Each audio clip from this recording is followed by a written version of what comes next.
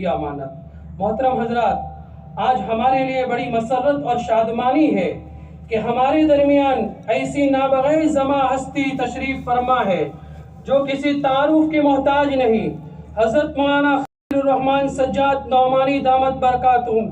مجھے ایک جلسہ بتا دیجئے جو RSS میں کیا ہو، ایک جلسہ بتائیے۔ ہمارے ایک دن کے جلسے پورے ملک میں جو ہوتے ہیں، پورے عالم کی بات نہیں کر رہا ہوں، RSS کے 100 سال کے جلسوں سے زیادہ ہیں۔ کام کرنے والی قومیں کچھ اور ہوتی ہیں، باتیں کرنے والی قومیں کچھ اور ہوتی ہیں، اور ہم دنیا میں سب سے زیادہ باتیں کرنے والی قوم بن چکے ہیں۔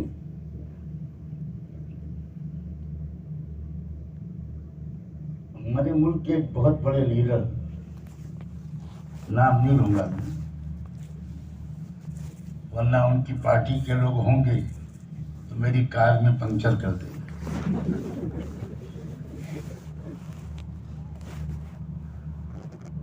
وہ لیڈر ایک دفعہ میرے پاس آئے، کہنے لگے نعمانی صاحب، میں اس وقت آپ سے کچھ راشٹریہ مسائل کے سلسلے میں بات کرنے نہیں آیا، ایک پرسنل ریکویسٹ لے کر آیا ہوں۔ میں حیران رہ گیا کہ وہ بہت بڑے لیڈر اور میں غریب مولوی۔ میں نے کہا فرمائیے کیا بات ہے؟ کہنے لگے آپ اپنا یا اپنے جیسے کسی کا ایک پھیپھڑا مجھے دلوا دیجیے۔ پھیپھڑا سمجھتے ہیں؟ کیا کریں گے آپ اس کا؟ کہنے لگے آپ لوگوں کے پاس جو پھیپھڑے ہیں رات رات بھر تقریر کرتے ہیں آپ، اور سانس کی پھولتی، اور ہم آدھے گھنٹے کی تقریر میں بھاشن کے بعد حالت خراب ہو جاتی۔ یہ ہے لوگوں کا ہمارے بارے میں تبصرہ۔ کہتی ہے تجھے خلق خدا غائبانہ کیا۔ آپ ہمارے جلسوں سے لوگ ڈرتے نہیں ہیں، لوگ مذاق اڑاتے ہیں۔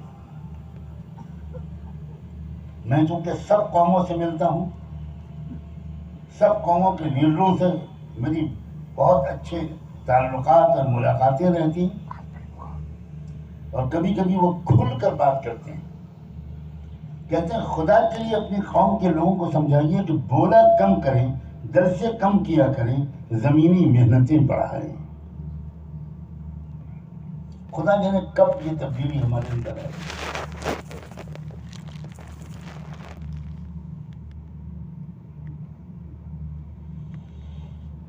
میں نے ایک آیت پڑھی تھی، آیت کا حصہ پڑھا، عسیٰ ان تکرہوا شیئا وہو خیر لکم۔ ہو سکتا ہے کہ ایک چیز تم کو اچھی نہ لگے، بہت بری لگے، ناپسند ہو، مگر وہ تمہارے لیے مفید ثابت ہو۔ اور یہ بھی ہو سکتا ہے کہ کوئی چیز تم کو بہت اچھی لگے اور وہ تمہارے لیے نقصان دہ اور بری ثابت ہو۔ واللہ یعلم وانتم لا تعلمون، اللہ جانتا ہے اور تم نہیں جانتے۔ جب اس ملک کی آزادی کے سلسلے میں قربانی دینے والوں نے قربانیاں دی تھی تو ان کو ایک امید تھی، ان سے ایک وعدہ کیا گیا تھا اور پورا یقین دلایا گیا تھا، اور وہ وعدہ یہ تھا کہ ہم اس ملک کو ویلفیئر اسٹیٹ بنائیں گے۔ ویلفیئر اسٹیٹ کا مطلب یہ ہوتا ہے کہ ملک کے تمام شہریوں کی تمام بنیادی ضروریات کی 100% ذمہ داری ملک کو چلانے والی سرکار کی ہوگی۔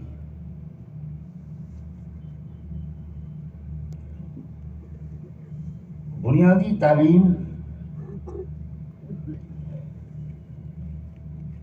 بنیادی ایجوکیشن ہر شہری کی بنیادی ضرورت ہے، وعدہ کیا گیا تھا کہ 100% بھارت کے شہریوں کو، ہر بچے کو، ہر بچی کو ضروری تعلیم ملے گی۔ تعلیم امیروں کے بچوں ہی تک محدود نہیں رہی۔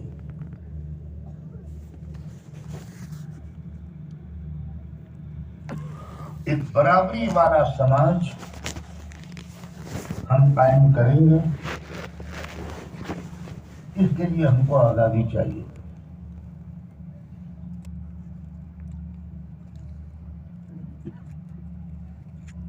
ملک کے تمام شہریوں کو علاج معالجے کی یکساں سہولت حاصل ہو۔ ہر غریب سے غریب مریض کو وہی شاندار علاج ملے گا جو کسی امیر کو مل سکتا ہوگا۔ امیر اور غریب کے درمیان، شہری اور دیہاتی کے درمیان کوئی فرق نہیں ہوگا۔ تعلیم، صحت، جان مال، عزت و آبرو کی حفاظت، یہ بنیادی چیزیں ہیں جن کی سرکار ضمانت لے گی اور سب کو ملے گی۔ اس بات کو کا یقین دلایا گیا، اسی لیے لوگوں نے آزادی کے عظیم جد و جہد میں تن من دھن لگا دیا۔ اور دستور جب بنا ملک کا تو اس میں کچھ رہنما اصول لکھے گئے جس کو دستور کی انگریزی زبان میں ڈائریکٹو پرنسپلز کہتے ہیں۔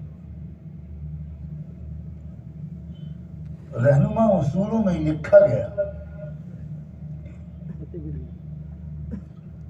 کہ ہم ملک کی معاشی پالیسی ایسی بنائیں گے کہ امیر اور غریب کے درمیان کوئی زیادہ فرق نہ رہے۔ اس میں لکھا گیا کہ تعلیم اور صحت جیسی بنیادی ضرورتیں بھارت کے ہر ناگرک کو حاصل ہوں گی۔ جو علاج کی سہولت کسی لکھ پتی کروڑ پتی کو ملے گی، وہی علاج کی سہولت ایک غریب کسان کے بیٹے کو بھی ملے گی۔ یہ دستور میں لکھا گیا۔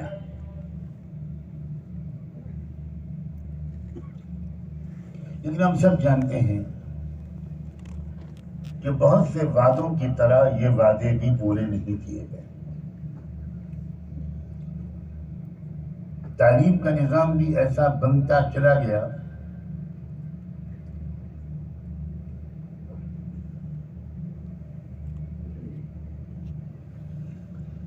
کہ صرف امیروں کے بچوں اور بچیوں کو بہت اعلیٰ تعلیم مل سکتی ہے، غریبوں کے بچوں اور بچیوں کو وہ تعلیم بالکل نہیں مل سکتی۔ یہ تو اللہ نے مدرسوں کا جو نظام اس ملک میں چلوایا، مدرسوں کے نظام کا ایک بہت بڑا پہلو یہ ہے کہ مدرسوں کے نظام کے اندر امیر اور غریب بچے کا کوئی فرق نہیں۔ اس فرق کو دستور ہند میں جو بیان کیا گیا تھا، ملک کی سرکاروں نے تو نہیں مٹایا، لیکن مدرسوں اور مکتبوں نے مٹا دیا۔ غریب سے غریب بچہ، غریب سے غریب گھرانے کا طالب علم، وہ قرآن و حدیث کا اور علوم دینیہ کا بہت بڑا ماہر بن کے نکلتا ہے۔ کبھی زندگی میں مدرسے کی تعلیم کے دوران اس کو ایک دن بھی اپنی غربت کا احساس نہیں ہوتا،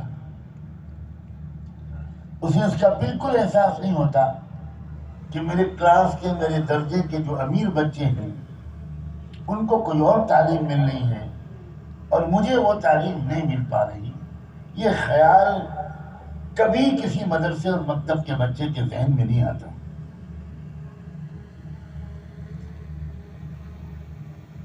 کوئی کہنا چاہے تو کہہ سکتا ہے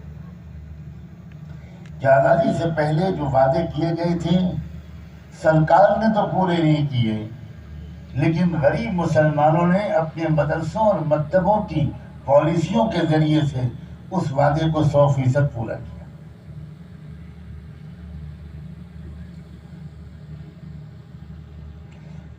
یہ مدرسے سرکار سے ایک پیسہ بھی نہیں لیتے، سرکار پر بوجھ نہیں بنتے، اور یہ اس جذبے سے کرتے ہیں کہ ان کو پتہ ہے کہ ملک کی آبادی بہت ہے، سرکار پر بہت بڑا بوجھ ہے، تو مدرسے اور مکتب کے لوگ یہ کہتے ہیں سرکاروں سے کہ ہم آپ کا جتنا بوجھ بانٹ سکتے ہیں بانٹ رہے ہیں، تاکہ ایک بڑی آبادی کے ایک بڑے حصے کو ہم تعلیم دے دیں، باقیوں کی آپ فکر کر لیجئے، ان کو غریب اور امیر کے فرق کے بغیر اچھی تعلیم دلا دیجیے۔ مدرسوں اور مکتبوں کے ذریعے سے بچوں کی تعلیم کی ضرورت پوری ہو رہی ہو، ہم میں سے کوئی یہ نہیں کہتا۔ ہم سب صرف اتنا کہنے کی ہمت کر سکتے ہیں کہ مٹھی بھر آٹے کے چندے کے ذریعے اور 1-1 روپیہ اور 2-2 روپے کے چندے کے ذریعے اور عام مسلمانوں کی زکوٰۃ، صدقات اور عطیات کے ذریعے ہم جتنا کام تعلیمی میدان میں کر سکتے ہیں وہ کر رہے ہیں۔ اپنی حکومتوں اور سرکاروں سے یہ امید کرتے ہیں کہ آپ کے پاس بہت بڑا بجٹ ہے،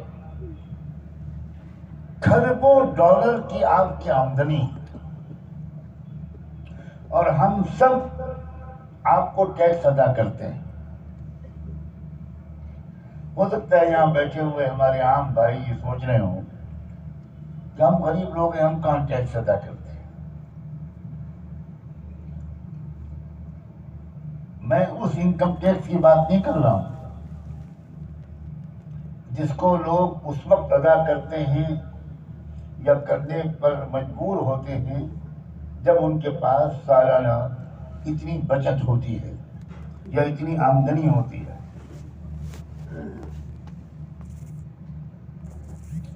میں اس ٹیکس کی بات نہیں کر رہا ہوں، میں اس ٹیکس کی بات کر رہا ہوں کہ جو آپ جب ماچس کی ڈبیا خریدتے ہیں تو اس کی جو قیمت ادا کرتے ہیں اس میں بھی 2-4 پیسے ٹیکس کے طور پر حکومت کو جاتے ہیں، وہ ماچس بنانے والی کمپنی کو نہیں جاتے۔ آپ ایک جوڑی موزہ خریدتے ہیں، آپ ایک چپل اور جوتے خریدتے ہیں، آپ ایک معمولی سے معمولی چیز خریدتے ہیں، آپ دوا کی 2 گولیاں خریدتے ہیں، اس میں بھی ٹیکس ہوتا ہے، وہ ٹیکس سرکار کو جاتا ہے۔ اس طرح اربوں ڈالر کی سرکار کی آمدنی ہے۔ اس کے بعد الگ سے جو ٹیکس ہیں وہ الگ، انکم ٹیکس الگ، سیل ٹیکس الگ، روڈ ٹیکس الگ، اور اللہ جانے اور کون سے ٹیکسز۔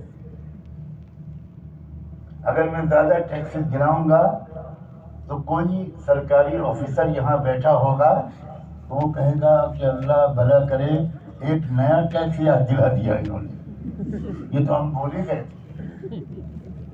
جیسے سنا ہے حکیم الامت حضرت اقدس تھانوی رحمۃ اللہ علیہ نے رسوم و بدعات سے مسلم معاشرے کو پاک صاف کرنے کے لیے کتاب لکھی اصلاح الرسوم۔ وہ کسی بڑی اماں کے ہاتھ میں لگی، اس بڑی بی نے وہ کتاب پڑھی، بڑے دل سے دعا دی اور کہا اللہ اس مولوی کو خوش رکھے، اس نے تو بہت سی وہ رسمیں بتا دی جو ہم کو معلوم ہی نہیں تھی.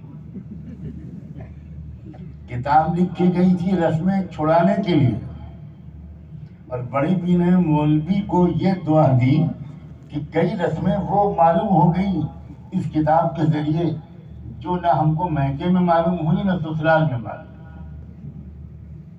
تو ایسا نہ ہو کہ میں ٹیکسز گراؤں اور اس بڑھیا کی طرح کوئی سرکاری کرمچاری سوچے کہ بھائی یہ تو ٹیکسز ہم جانتے ہی نہیں، اس کو بھی لینا پڑے گا. اتنی آمدنی ہے حکومت کی کہ اگر کرپشن نہ ہو،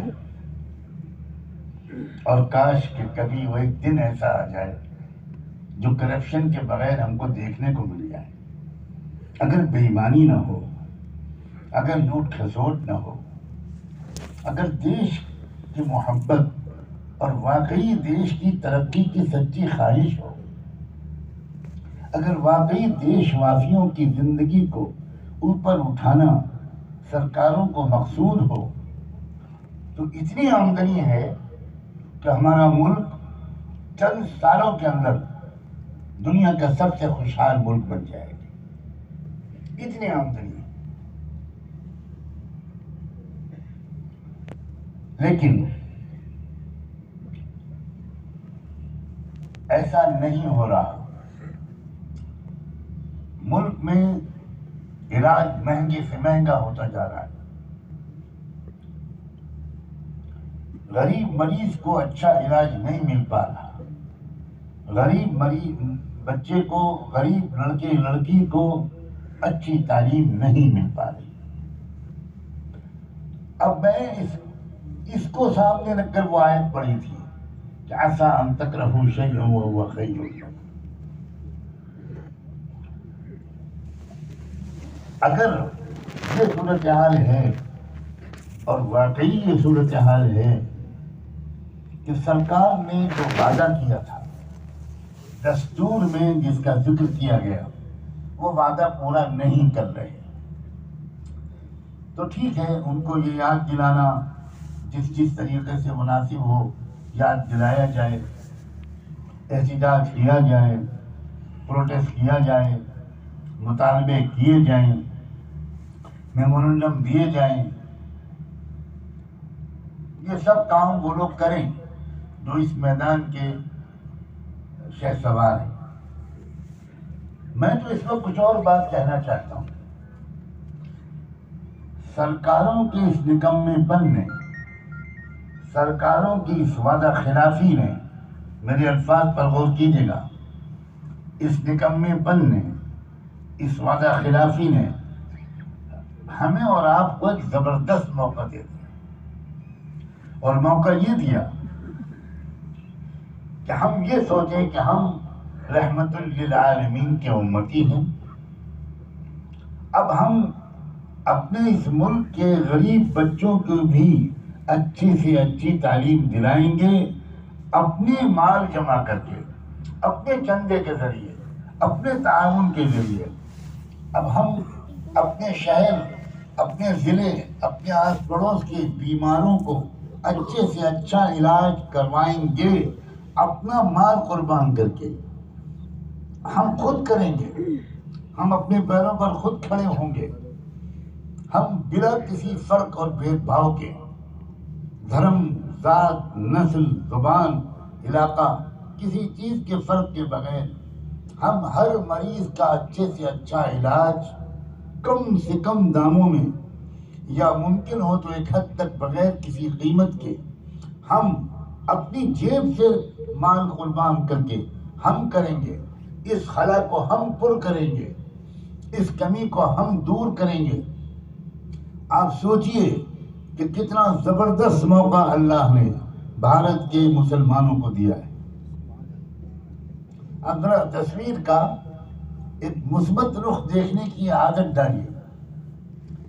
ایک رخ یہ ہے کہ سرکار اپنا فرض ادا نہیں کر رہی، سرکار غریبوں کا علاج نہیں کروا رہی، سرکار غریب بچوں کو تعلیم نہیں دے رہی، سرکاری اسپتالوں میں صحیح توجہ نہیں دی جا رہی، صحیح علاج نہیں ہو پا رہا. جس تعداد میں اسپتال ہونے چاہیے نہیں کھل پائے اب تک، اسپتالوں میں جس طرح کی سہولتیں ملنی چاہیے نہیں مل پا رہی، جو سہولتیں امیروں کو مل جاتی ہیں وہ غریبوں کو نہیں ملتی۔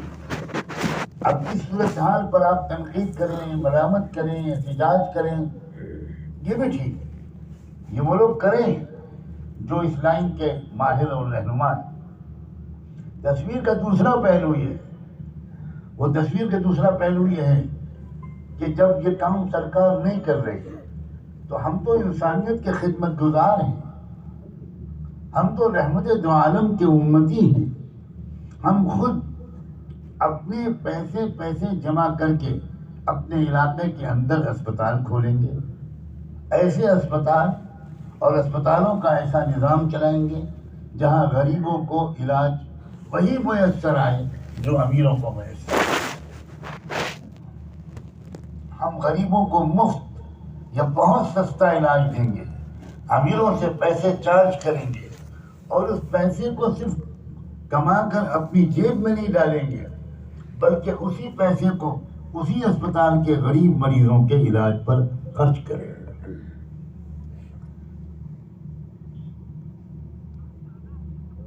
ہر نبی کا کام کرنے کا طریقہ الگ ہوتا ہے۔ اب یہ جو بات میں کہہ رہا ہوں یہ اسی سے جڑی ہوئی ہے، بہت دھیان سے سنیے گا۔ ہر نبی کا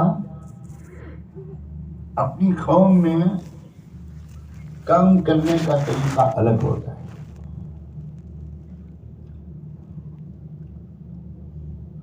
اور اللہ نے اسی لیے تمام منتخب نبیوں کے تجربات، ان کے واقعات اور ان کے نتیجے قرآن میں ہمارے سامنے رکھے اور ان سب کا مجموعہ بنا دیا خاتم النبیین سیدنا محمد الرسول اللہ صلی اللہ علیہ وآلہ وسلم۔ حسن یوسف دم عیسیٰ ید بیضاں داری، حسن یوسف دم عیسیٰ ید بیضاں داری، آنچ خوباں ہم دارن تو تنہا داری۔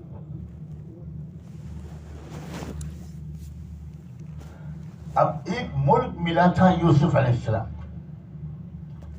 میں ایک نبی کا کام کرنے کا طریقہ اور اس کا نتیجہ سنانا چاہتا ہوں۔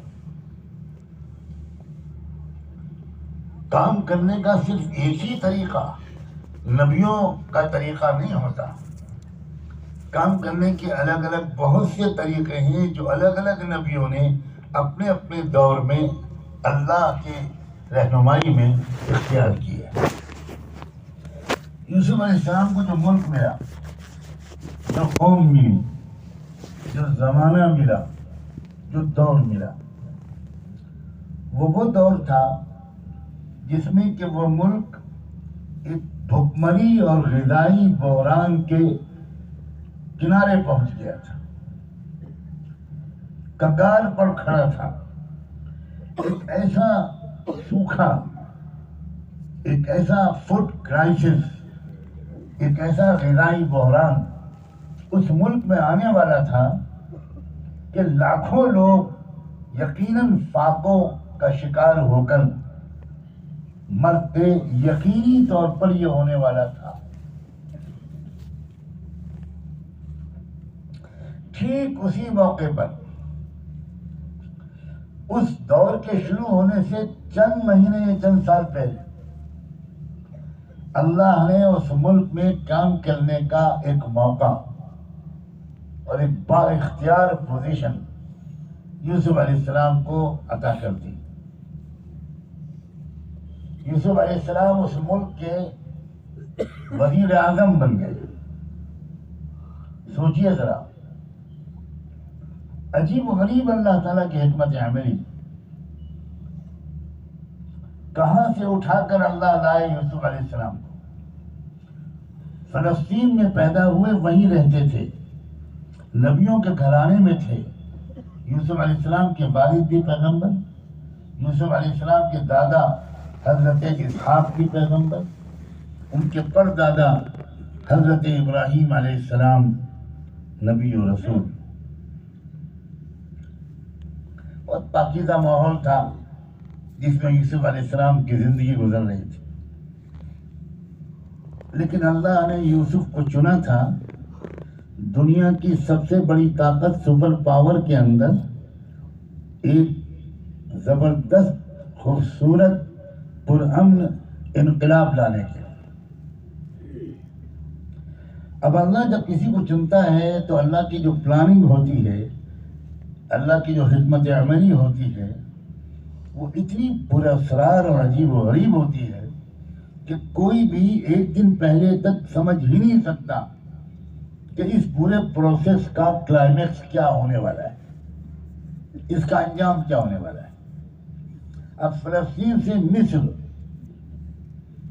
کیسے آتے ہیں یوسف علیہ السلام؟ انقلاب لانا تھا مصر میں، تبدیلی لانی تھی مصر میں، اس لیے کہ ظلم کا مرکز بن گیا تھا مصر.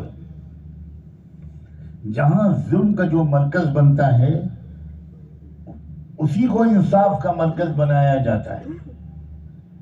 میرے اشاروں کو سمجھیے گا.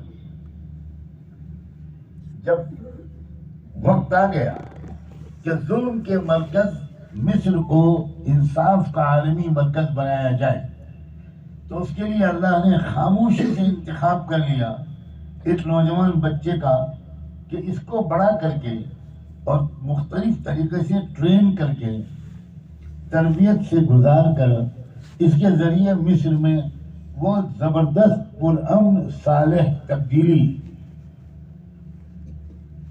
وہ پیسفل انقلاب اس کے ذریعے لاؤں گا، اللہ نے طے فرمایا. چنانچہ یوسف کے بھائیوں کے دل میں جلن پیدا ہوئی